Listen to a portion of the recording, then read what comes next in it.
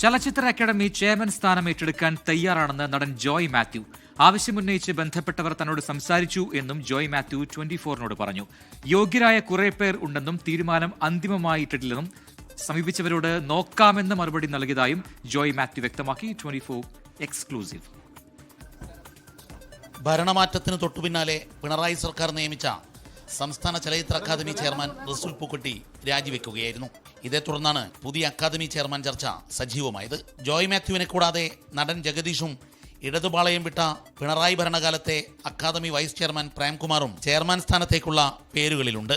ഇതിനിടയിലാണ് ബന്ധപ്പെട്ടവർ തന്നോട് താല്പര്യമാരാഞ്ഞുവെന്നും താൻ നോക്കാമെന്ന് പറഞ്ഞുവെന്നും ജോയ് മാത്യു 24-നോട് വെളിപ്പെടുത്തിയത്.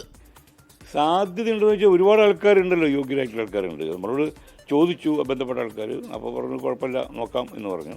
അത്രേ ഉള്ളൂ. യോഗ്യതയുള്ള നിരവധി പേരുണ്ടെന്നും അതുകൊണ്ട് തന്നെ ചെയർമാനാകുമോ എന്ന് ഉറപ്പില്ല എന്നും ജോയ് മാത്യു പറയുന്നു. കഴിഞ്ഞ തിരഞ്ഞെടുപ്പ് വേളയിൽ UDF അനുകൂല നിലപാട് ശക്തമായി പ്രകടിപ്പിച്ച ജോയ് മാത്യുവിന് മുഖ്യമന്ത്രി VD സതീശനുമായി അടുത്ത ബന്ധമുണ്ട്. സർക്കാരിന്റെ സജീവ പരിഗണനയിൽ ജോയ് മാത്യുവിന്റെ പേര് ഉണ്ടെന്നാണ് ഇപ്പോൾ ലഭിക്കുന്ന സൂചന. ദീപക് ധർമ്മടം, 24 കോഴിക്കോട്.